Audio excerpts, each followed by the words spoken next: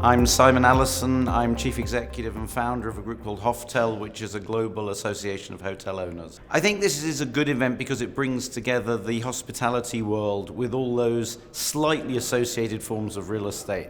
And the difference, I think, is that there's a different universe of investors in hotels than there is in other operational real estate. And getting them to understand each other's language is a very important part of what Andrew is doing here.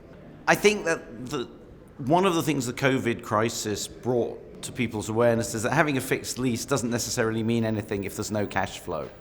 And so landlords and investors have been forced to focus much more on the underlying operations, whatever the covenant they've got. Now, hotel investors are very experienced at that, but investors in other forms of real estate are not.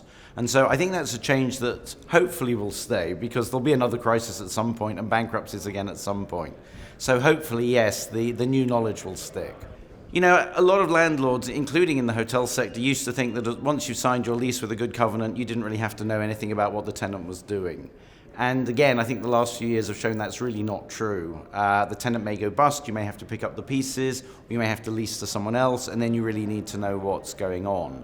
Now, one problem for landlords is that tenants haven't been transparent. They don't want to share their upside, so it's very hard for landlords to do that. So I think both sides need to change their approach a bit, so it is more of a collaborative effort.